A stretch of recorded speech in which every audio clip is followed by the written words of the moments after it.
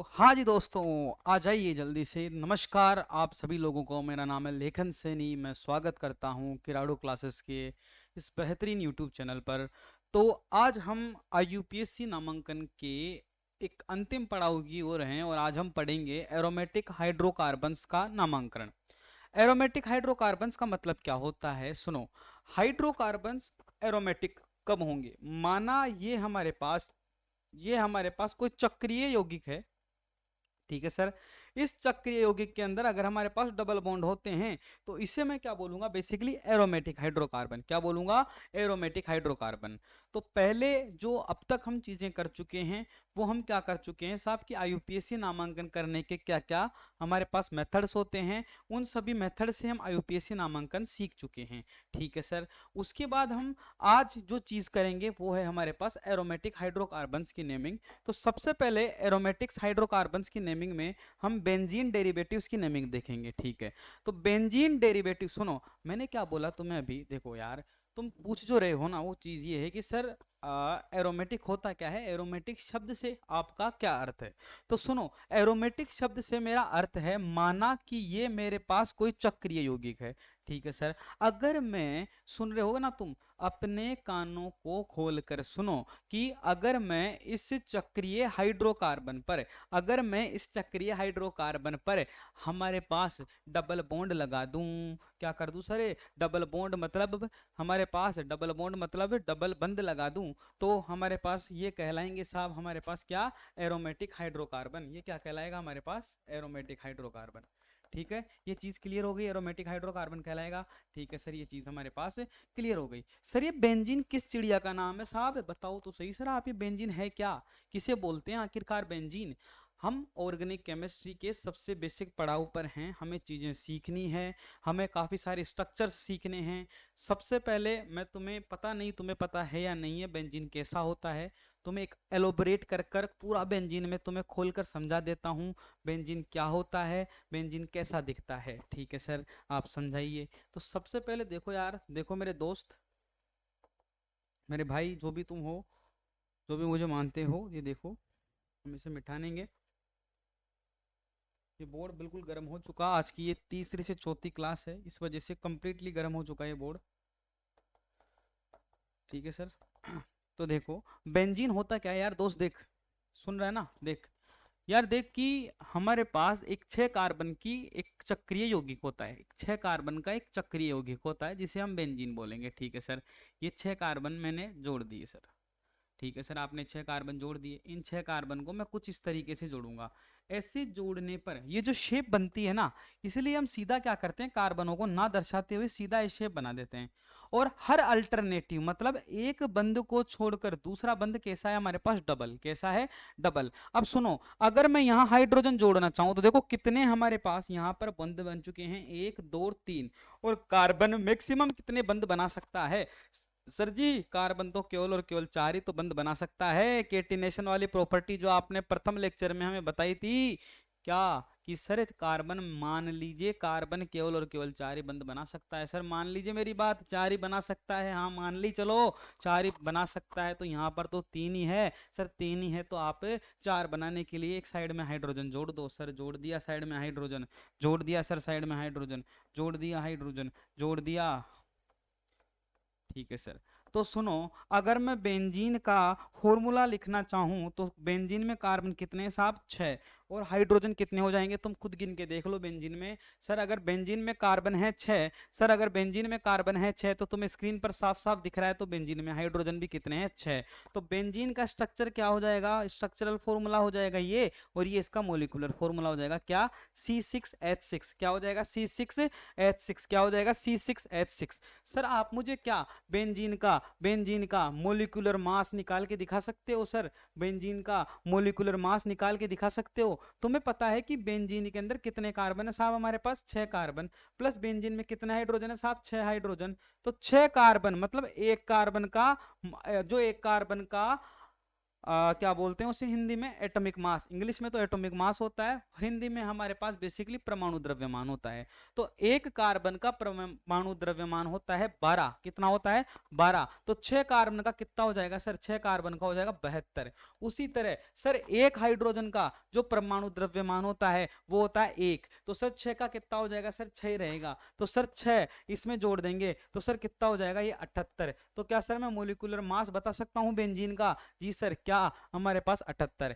ठीक है सर, ये बेसिक चीजें हो गई हमारे पास बेंजीन से रिलेटेड। अब इसी बेंजीन से, माना इसी बेंजीन से मैं यहाँ कोई ग्रुप जोड़ दूं, यहाँ पर जो हाइड्रोजन है ना इसे हटाकर, इस हाइड्रोजन को हटाकर माना मैं यहाँ पर कोई ग्रुप जोड़ दिया मैंने एक्स वाई या जेड, और उस एक्स वाई जेड को ग्रुप को जोड़ने के बाद, उस एक्स वाई जेड जो ग्रुप मैंने इसमें जोड़ा है ना, उस एक्स वाई जेड ग्रुप को जोड़ने के बाद जो इसके नाम में परिवर्तन आएगा, या इसके X Y group, X Y या जेड ग्रुप को जोड़ने के बाद मैं इस बेंजीन का जिन नियमों से नाम दूंगा वो नियम हम इस लेक्चर में पढ़ेंगे।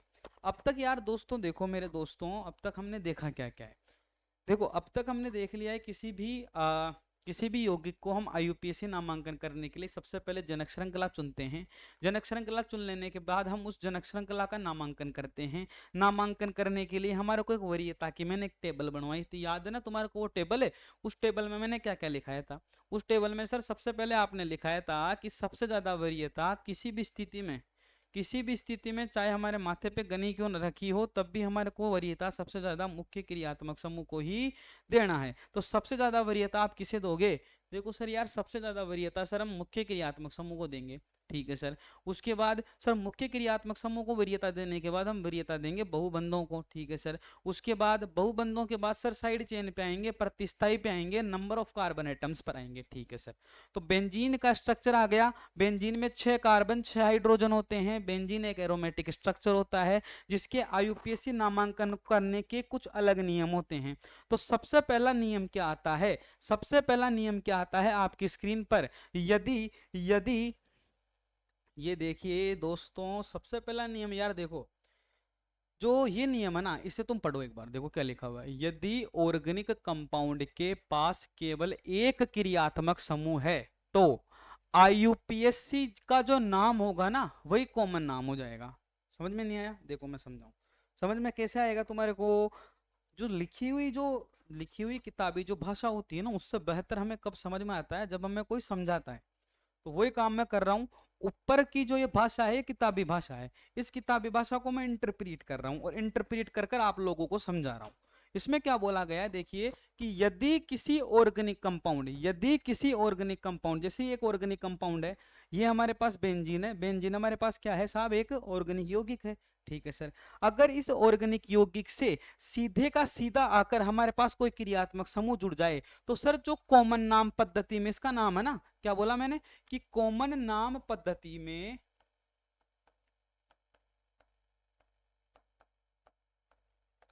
जो नाम है वही आईयूपीएसी नाम पद्धति में हो जाएगा।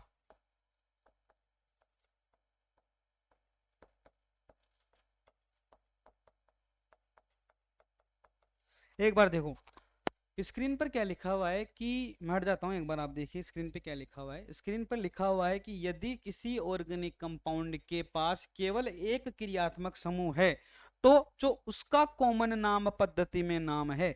जैसे ये हमारे पास एक ऑर्गेनिक यौगिक है। ठीक है सर। इस ऑर्गेनिक यौगिक से मात्र और मात्र यहाँ पर एक क्रियात्मक समूह जुड़ा हुआ है, एल्कोहल। ठीक है सर। तो सर जो इस ऑर्गेनिक यौगिक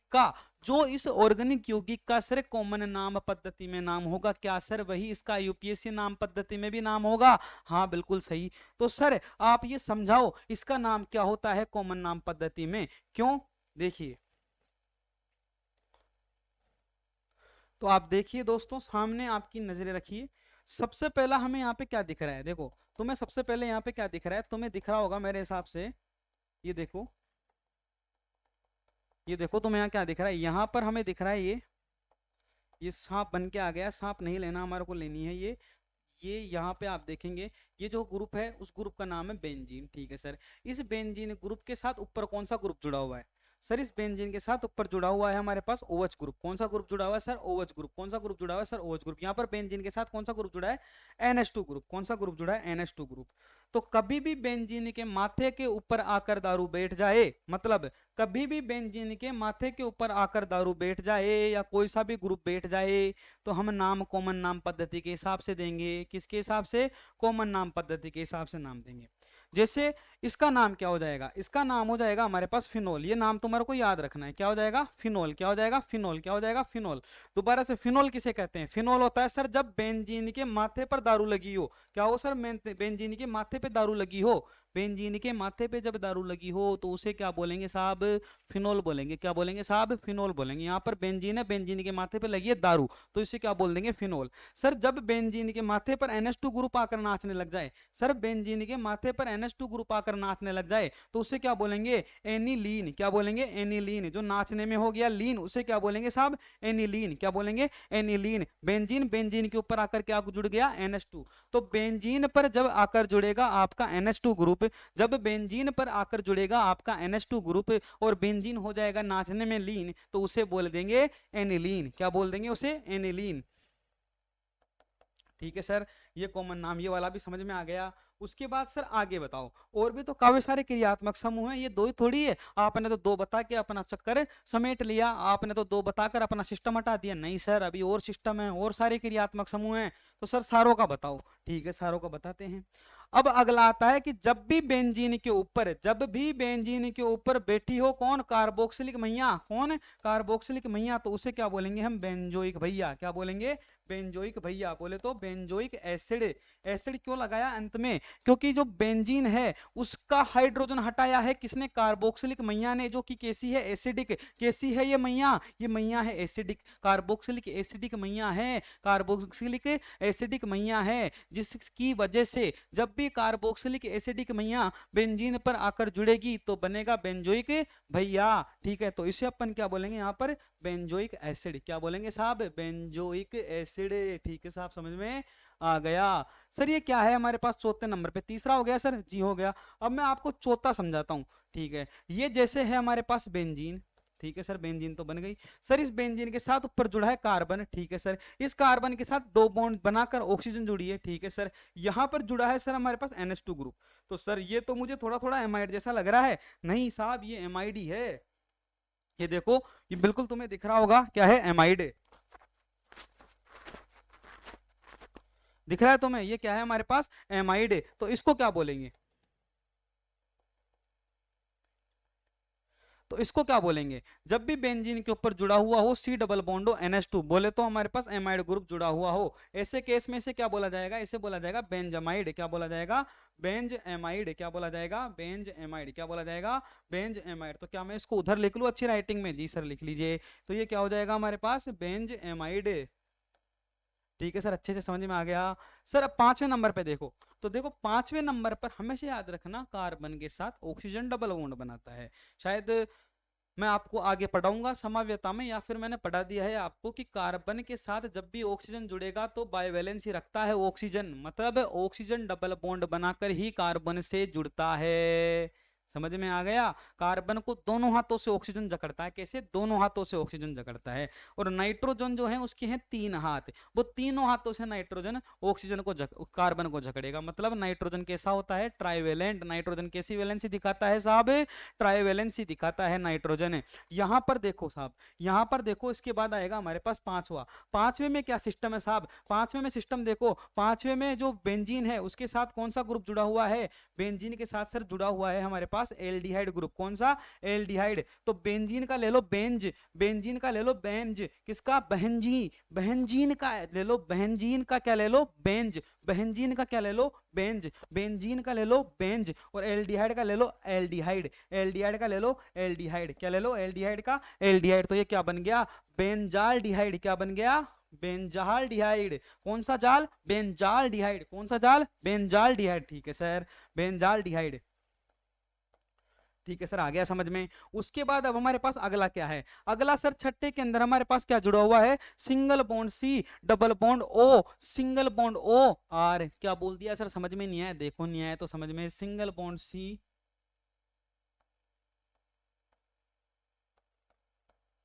ये कुछ एक ऐसा स्ट्रक्चर होगा कि बेंजीन जो है उस बेंजीन के साथ जुड़ा हुआ है एक कार्बन, सर जोड़ दिया एक कार्बन, उस कार्बन के साथ ऊपर जुड़ा है दो बॉन्ड से ऑक्सीजन, उसके साथ साइड में जुड़ा है सिंगल बॉन्ड से ऑक्सीजन, और फिर हमारे पास जुड़ा है एल्काइल ग्रुप। इस आर ग्रुप का मतलब क्या हो सकता है? आर का मतलब हो सकता है साहब ये CH3 भी हो सकता है, आर का मतलब हो सकता है साहब ये CH2CH3 भी हो सकता है, आर का मतलब हो सकता है साहब कि ये हमारे पास क्या हो सकता है CH2CH2CH3। मतलब आर क्या हो सकती है हमारे पास? एक सीधी चेन हो सकती है हमारे पास, सीधी चेन हो सकती है किसकी? एल्काइल ग्रुप की। किसकी सर? एल्काइल ग्रुप की। आ गया समझ में? जी सर अच्छे से समझ में आ गया। तो सर इसका क्या नाम दोगे आप? इसका नाम देंगे, देखो हम, ठीक है, इसका नाम देंगे यहां पर हम इसको क्या बोलेंगे? Alkyl Benz ओएट। क्या नाम देंगे हम इसका? Alkyl Benz ओएट। हमारे पास हमने क्या पढ़ा था? ईस्टर के लिए क्या सफिक्स यूज में होता है सर? ओएट। क्या यूज में होता है? ओएट। इसलिए हम इसको क्या बोल देंगे? Alkyl benzoate. आ गया साहब समझ में? जी सर अच्छे से समझ में आ गया। उसके बाद अब बेंजीन के साथ जोड़ दिया साइनाइड, तो उसको क्या बोलेंगे? इसको क्या बोलेंगे? बेंजीन नाइट्राइल या बेंजीन साइनाइड। क्या बोलेंगे? Benzene nitrile. क्या बोलेंगे? Benzene nitrile. बेंजीन नाइट्राइल क्या बोलेंगे? Benzene nitrile. ठीक है सर।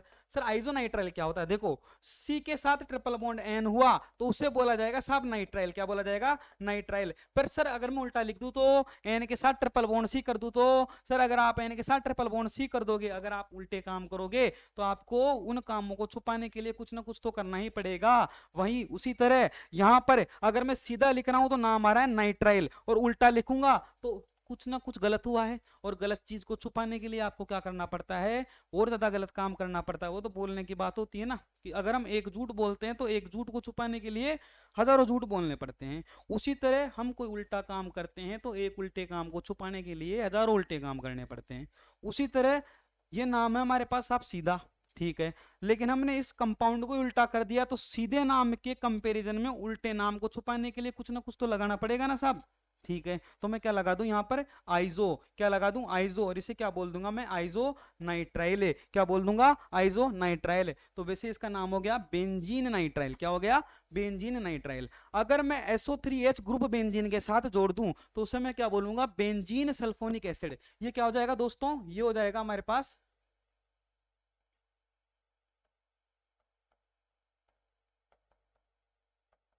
अब हम जल्दी जल्दी प्रैक्टिस कर लेते हैं एक बार इन कॉमन नाम्स का। सबसे पहला आ जाएगा हमारे पास कि जब भी बेंजीन के साथ में लाकर जोड़ दूंगा एल्डिहाइड ग्रुप, तो उसे क्या बोला जाएगा? उसे सब बोला जाएगा हमारे पास बेंजेल्डिहाइड। क्या बोला जाएगा सर? बेंजेल्डिहाइड। सर दूसरा जो बहुत इंपॉर्टेंट नाम है सर, बार बार हम ऑर्गेनिक केमिस्ट्री में पढ़ेंगे सर उसको, उसका नाम है सर हमारे पास एनिलीन। क्या है? एनिलीन। जब बेंजीन के साथ आकर जुड़ जाए NH2 ग्रुप तो उसे क्या बोला जाएगा? एनिलीन। सर जब बेंजीन के साथ आकर जुड़ता है OH ग्रुप, जिसे क्या बोलेंगे हम? Alcohol group. सर जब बेंजीन के साथ आकर जुड़ता है एल्कोहल ग्रुप तो बताओ क्या बोलेंगे उसे? जल्दी सोचो, जल्दी बताओ। तो उसे अपन बोलेंगे बेसिकली फिनोल। क्या बोलेंगे? फिनोल। क्या बोलेंगे? फिनोल। क्या बोलेंगे? फिनोल। ठीक है सर, ये भी समझ में आ गया। सर बेंजीन के साथ अगर मैं साइनाइड जोड़ दूं तो, सर बेंजीन के साथ आप साइनाइड जोड़ोगे तो उसे आप बोलोगे बेंजीन नाइट्राइल। क्या बोलोगे? Benzene nitrile. क्या बोलोगे? Benzene nitrile. आया समझ में? जी सर बहुत अच्छे से समझ में आया। सर पांचवा क्वेश्चन क्या बोलता है सर? सर जब आप बेंजीन के साथ आप अमाइड जोड़ दोगे तो इसे क्या बोलेंगे? Benzene amide. क्या बोलेंगे सर इसे? बेंजीनामाइड। तो सर ये 5 क्वेश्चंस की क्वेश्चन प्रैक्टिस हो गई, ये 5 क्वेश्चन की क्वेश्चन प्रैक्टिस हो गई। ठीक है सर, इनके आगे हम क्वेश्चन डाल लेते हैं ताकि आप कंफ्यूज ना हो।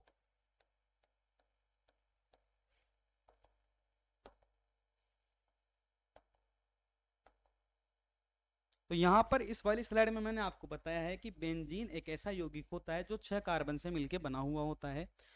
एक बंद को छोड़कर बोले तो अल्टरनेटिव पोजीशन पर इन 6 बंदों के बीच में डबल बंद प्रेजेंट होते हैं या 2 बंद प्रेजेंट होते हैं। ठीक है सर, इसका मोलिकुलर फॉर्मूला साहब मैंने आपको बता दिया C6H6।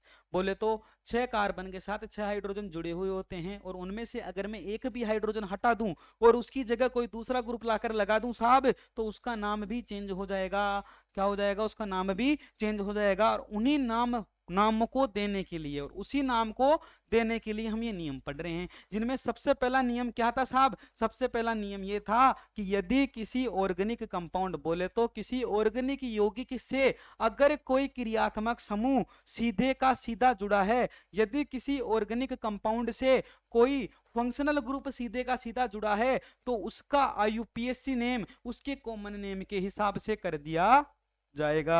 आया समझ में? जी सर, अच्छे से समझ में आया। उसके बाद हम जाएंगे अगली स्लाइड पर।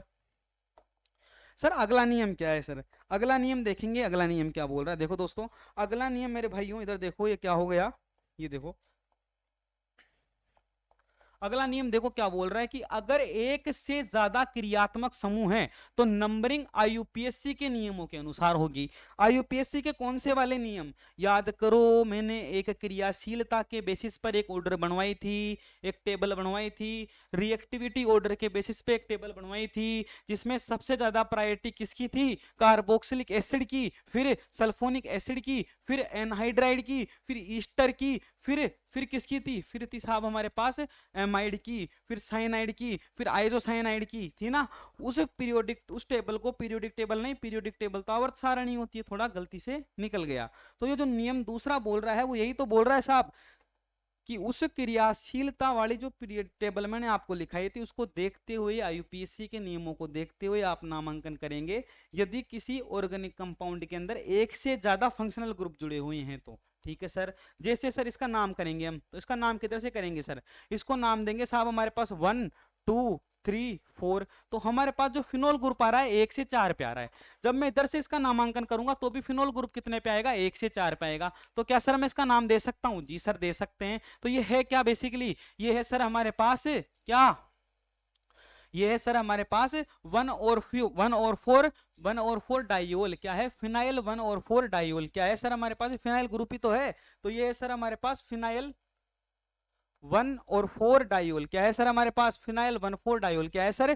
Phenyl 1 4 diol. उसी तरह ये क्या है हमारे पास? ये भी तो सर हमारे पास फिनाइल 1 4 डाइओइक एसिड है। जी सर अच्छे से समझ में आ गया। ये भी क्या है हमारे पास? Phenyl 1 4 dioic acid. तो दूसरा नियम आपको अच्छे से क्लियर हो गया? जी सर दूसरा नियम अच्छे से क्लियर हो गया। अब हम तीसरे नियम की तरफ जाएंगे। अगर हाइड्रोकार्बन कॉम्बिनेशन है ओपन और रिंग का, तो हम मिथाइल और इथाइल को छोड़कर except methyl and ethyl, except methyl and ethyl, except methyl and ethyl, हम किसको ज्यादा किसको हमारे पास पेरेंट चेन मानेंगे? ओपन पार्ट को पेरेंट चेन मान लेंगे। सर क्या बोला? समझ में नहीं आया। इसका मतलब ये है अगर बेंजीन से मिथाइल और इथाइल जुड़े हुए हैं तो बेंजीन को हम मेन पेरेंट चेन मानेंगे, मुख्य जनक श्रृंखला मान लेंगे। और अगर मिथाइल और इथाइल के अलावा कोई दूसरी चीज बेंजीन से जुड़ी हुई है तो हम उस चीज को मुख्य श्रृंखला मान लेंगे। क्या मान लेंगे? तो हम उस चीज को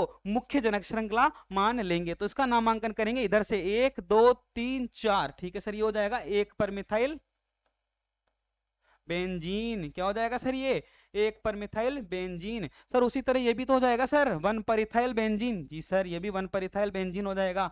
किंतु सर यहां पर देखो बेंजीन के साथ 1 2 3 4 और 5 कार्बन का बोले तो पेंटाइल ग्रुप जुड़ा हुआ है। तो मैंने क्या बोला? बेंजीन का नाम देते समय मिथाइल और इथाइल के अलावा अगर कुछ भी आ जाए तो उसी चीज को आप क्या मानोगे? मुख्य जनक श्रृंखला। और बेंजीन को क्या मानोगे? उस जनक श्रृंखला की प्रतिस्थाई साइड चेन या सब्स्टिट्यूएंट मान लोगे। ठीक है सर।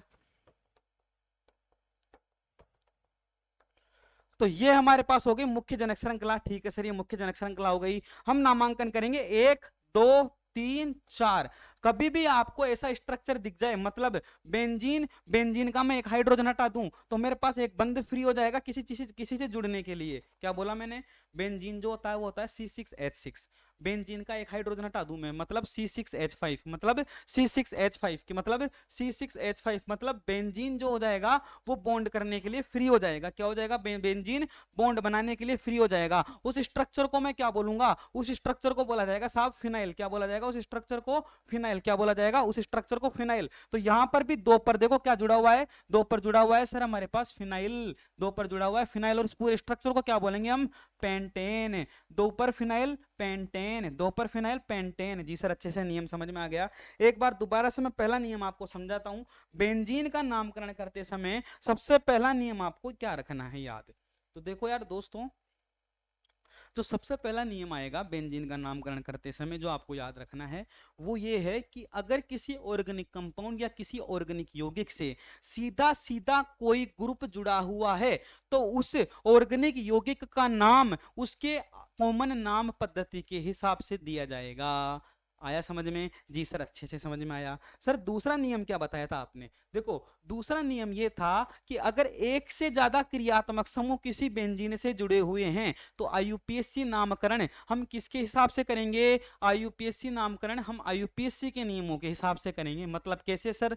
मैंने आपको आईयूपीएसी नामकरण पढ़ाते समय एक क्रियाशीलता की टेबल लिखवाई थी जिसके अंदर अलग अलग फंक्शनल ग्रुप की क्रियाशीलता के बेसिस पे उनकी पोजीशन बताई गई थी, मतलब उनकी रिएक्टिविटी के बेसिस पे उनकी पोजीशन बताई गई थी। उसी टेबल को ध्यान रखते हुए, उसी टेबल की वरीयता को ध्यान में रखते हुए, उसी टेबल की प्रायोरिटी को ध्यान में रखते हुए आप क्या करेंगे? आप इस दूसरे नियम की पालना करेंगे। ठीक है सर, समझ में आ गया। उसके बाद सर तीसरा नियम क्या बोल रहा है? अगर किसी ऑर्गेनिक कंपाउंड यहां पर अभी हम डिस्कस किसके बारे में कर रहे हैं? बेंजीन। अगर बेंजीन से कोई ओपन चेन जुड़ी हुई है, ओपन मतलब सीधी श्रृंखला, चक्रीय श्रृंखला नहीं, सीधी श्रृंखला। अगर बेंजीन से कोई ओपन चेन या सीधी श्रृंखला जुड़ी हुई है तो मिथाइल और इथाइल को छोड़कर जो बेंजीन है उस इथाइल और मिथाइल को छोड़कर बेंजीन को जनक श्रृंखला नहीं लेना। मतलब क्या बोलना चाह रहा हूं मैं, देखो अगर बेंजीन के साथ कोई ओपन चेन जुड़ी हुई है तो इथाइल और मिथाइल के केस में तो ओपन चेन को हम जनक श्रृंखला मान लेंगे, इथाइल और मिथाइल को जनक श्रृंखला मान लेंगे, इथाइल और मिथाइल को जनक श्रृंखला मान लेंगे। नहीं, नियम ये बोल रहा है कि अगर हाइड्रोकार्बन कॉम्बिनेशन है ओपन और रिंग का, है ना, तो इथाइल और मिथाइल हमारे पास अगर बेंजीन से जुड़े हुए हैं तो उस केस में इथाइल और मिथाइल अगर बेंजीन से जुड़े हुए हैं तो उस केस में हम बेंजीन को जनक श्रृंखला मान लेंगे। आ रहा है तुम्हारे को समझ में? देखो इथाइल और मिथाइल अगर बेंजीन से जुड़े हुए हैं तो बेंजीन को जनक श्रृंखला मानेंगे और इथाइल और मिथाइल के अलावा बेंजीन से कुछ भी जुड़ा हुआ हो उसे ही हम जनक श्रृंखला मानेंगे। ये चैप्टर आपके टिप्स पे दोस्तों कब होगा? इस चैप्टर को टिप्स पे करने के लिए आपको काफी सारे ऑर्डर याद करने होंगे जो एकदम अगर आप याद करना चाहो ना कि मेरे को अभी के भी याद हो जाए, मैं क्लास लूँ और अभी के भी नोट्स बनाऊं और अभी के भी क्वेश्चन भी मेरे बनने लग जाए, तो ऐसा पॉसिबल नहीं होता। हर एक चीज टाइम मांगती है। आप धीरे धीरे क्वेश्चन प्रैक्टिस करते रहिए, आपके क्वेश्चंस भी बनते जाएंगे, कंसेप्ट भी आपके क्लियर होते जाएंगे। कंसेप्ट को क्लियर करने का सबसे बेस्ट तरीका होता है इस पे आए हुए पीवाईक्यूज देखो, क्वेश्चंस का क्या लेवल है उन क्वेश्चंस के लेवल्स को देखो और क्वेश्चंस का एनालिसिस करो कि साहब अब इससे कितना टिपिकल टॉपिक से इससे कितना टिपिकल क्वेश्चन बन सकता है, क्या वो क्वेश्चन एनसीईआरटी से रिलेटेड क्वेश्चन है या एनसीईआरटी से बाहर कितना इस टॉपिक से हम जा सकते हैं, और फिर उस चीज पर कितने रिलेवेंट सवाल तुम लगाते हो। देखो अगर ये डिपेंड नहीं करता हमारे पास पेपर के अंदर कि आप कितने सवाल लगाएंगे, डिपेंड ये कर रहा है कि साहब आप पेपर से जुड़े हुए कितने रेलिवेंट सवाल लगा रहे हो। भाई क्वेश्चन आप लगा रहे हो, मान लो पेपर में आनी एबीसीडी और आप पढ़ कक्का रहे हो तो उसका कोई अर्थ ही नहीं है। आपको पढ़नी एबीसीडी पड़ेगी अगर पेपर को आपको क्वालिफाई करना है। तो वही चीज मैं आपके सामने बोल रहा हूँ। उसके बाद हमारे पास चौथा नियम साहब क्या आता है? चौथा नियम हमारे को ये बोलेगा, देखो दोस्तों चौथा नियम आपकी आंखों के सामने है। अगर कोई ऑर्गेनिक कंपाउंड के पास फंक्शनल ग्रुप है, देखो बेंजीन, मैंने तीसरा नियम क्या बोला कि बेंजीन से अगर इथाइल और मिथाइल जुड़े हुए हैं, बेंजीन से अगर इथाइल और मिथाइल जुड़े हुए हैं तो बेंजीन को मुख्य जनक श्रृंखला मान लेंगे, और बेंजीन से इथाइल और मिथाइल के अलावा कुछ भी जुड़े हुए हैं तो हम जो जुड़ी हुई चीज है उसको मुख्य जनक श्रृंखला मानेंगे और नामांकन कर देंगे। किंतु अगर हमारे पास कोई ऑर्गेनिक यौगिक या ऑर्गेनिक कंपाउंड बेंजीन या ओपन चेन से मिलकर बना है तो वो पार्ट जिसके पास मुख्य क्रियात्मक समूह है, और उसमें मुख्य क्रियात्मक समूह है मतलब मैं बोलना क्या चाह रहा हूं, स्क्रीन पर आपको दिख रहा है बेंजीन के साथ क्लोरीन जुड़ रहा है, तो इस केस में हम क्या करेंगे, यहां पर इथाइल और मिथाइल न होते हुए भी हम क्या करेंगे, इसको क्या कर लेंगे, इथाइल और मिथाइल न होते हुए भी हम इसको क्या ले लेंगे, मुख्य जनक श्रृंखला। इसका कारण क्या है? इसका कारण है साहब कि इस बेंजीन के पास क्या है, हमारे पास इस बेंजीन के पास मुख्य क्रियात्मक समूह है। तो मैं बोलना क्या चाह रहा हूं, मेरी बात का क्या सार निकल रहा है? इस बात का सार ये निकल रहा है कि बेंजीन के साथ अगर कोई ग्रुप जुड़ा हुआ है, ठीक है, और उसमें अगर मुख्य क्रियात्मक समूह है, बेंजीन में भी मुख्य क्रियात्मक समूह हो सकता है, जो ग्रुप जुड़ा है उसमें भी मुख्य क्रियात्मक समूह हो सकता है। तो जिस चीज के साथ ये मुख्य क्रियात्मक समूह जुड़ा हुआ है उससे ही हम जनक श्रृंखला मान लेंगे। जैसे इस वाले केस में हम इसे जनक श्रृंखला मानेंगे और इस वाले केस में हम इसे जनक श्रृंखला मानेंगे, और आईयूपीएससी के नामकरण वाले सिस्टम के हिसाब से नाम दे देंगे। देखो कैसे, अगर मैं नाम इधर से दूंगा तो ये 2 नंबर पे आएगा, नाम इधर से दूंगा तो ये 3 नंबर पे आएगा। ठीक है, तो हम किस तरफ से नाम देंगे, इस तरफ से। क्या नाम हो जाएगा इसका, 2 पर फिनाइल। क्या नाम हो जाएगा इस पे, 2 पर फिनाइल। आगे 1 2 3 4 5 पेंट 5N, क्या हो जाएगा, पेंट 5N। क्या हो जाएगा, 2 पर फिनाइल पेंट 5N, क्या नाम हो जाएगा इसका, 2 पर फिनाइल 5 पेंट N। ठीक है सर, अच्छे से समझ में आ गया। फिर अगला नियम क्या बोलता है, अगला नियम बोलता है अगर दोनों पार्ट्स में फंक्शनल ग्रुप मौजूद है तो जिसके पास प्रिंसिपल फंक्शनल ग्रुप होगा उससे हम मेन मानेंगे। जैसे यहाँ पर कार्बोक्सिलिक एसिड है और ओपन वाले पार्ट में OH ग्रुप है, जैसे यहाँ पर ओपन वाले पार्ट में कार्बोक्सिलिक ग्रुप और इसके पास हमारे पास बेसिकली OH ग्रुप है, तो हम किसे मेन पेरेंट चेन मानेंगे, जिसके पास मेन या हमारे पास प्रिंसिपल फंक्शनल ग्रुप होगा। मतलब हम उसे पेरेंट चेन मानेंगे जिसके पास मेन फंक्शनल ग्रुप होगा। तो सुनो, रिएक्टिविटी किसकी ज्यादा, सर कार्बोक्सिलिक एसिड की। रिएक्टिविटी किसकी ज्यादा, सर कार्बोक्सिलिक एसिड की। किससे, कार्बोक्सिलिक एसिड की रिएक्टिविटी ज्यादा होती है अल्कोहल से। इसका मतलब वो पार्ट जिसके पास कार्बोक्सिलिक एसिड है उसे ही हम मेन पेरेंट चेन मान लेंगे। ठीक है सर, समझ में आ गया। उसके बाद हमारे पास ये खत्म हो गया साहब, हमारे पास बेंजीन का नामांकन। बेंजीन का नामांकन होने के साथ साथ ही आपका ये आईयूपीएससी वाला जो चैप्टर है वो भी यहीं पर फिनिश हो जाता है। इस चैप्टर में हमने सबसे पहले आईयूपीएससी एक आईयूपीएससी संस्था है, वो आईयूपीएससी जो संस्था है वो हमारे पास ऑर्गेनिक यौगिकों के नामांकन के साथ डील करती है। हमने देखा कि बेसिकली 3 तरीके से नामांकन किया जाता था। उसके बाद हमने जनक श्रृंखला लेना सीखा, जनक श्रृंखला का नामांकन सीखा। उसके अलावा क्रियाशीलता की वो सारणी देखी, क्रियाशीलता की सारणी के बाद हमने वरीयता देखी, वरीयता देखने के बाद alkene alkyne, alkene plus alkyne का कैसे नामकरण करते हैं ये हमने देखा। उसके बाद कॉम्प्लेक्स साइड चेन और सिंपल साइड चेन का हमने नामकरण देखा। फिर हमने फंक्शनल ग्रुप के स्ट्रक्चर्स देखे। फंक्शनल ग्रुप के स्ट्रक्चर्स देखने के साथ साथ हमने इस चैप्टर में हाइब्रिडाइजेशन निकालना सीखा। हम इस चैप्टर में डिग्री निकालना सीख चुके हैं। हम इस चैप्टर के अंदर हमारे पास जो चक्रीय यौगिक होते हैं, साइक्लिक हाइड्रोकार्बन्स होते हैं, उनका नाम देना सीख चुके हैं। हम इस चैप्टर में बेंजीन डेरिवेटिव्स का नाम देना सीख चुके हैं। और अब जो अगला चैप्टर हम पढ़ेंगे उसका नाम है आइसोमेरिज्म, बोले तो समाव्यता। समाव्यता के अंदर हम उन बेसिक्स को लेकर चलेंगे जो हमने इस चैप्टर में सीख लिया है। तो दोस्तों, जो भी चीज आपको ना आए एक बार उसे कमेंट कीजिए, हम अगले लेक्चर में उसको डिस्कस जरूर करेंगे। हमारे साथ बने रहिए, और अगर हमारा वीडियो अच्छा लगे तो जरूर लाइक कीजिए। धन्यवाद दोस्तों बने रहने के लिए। Thank you so much.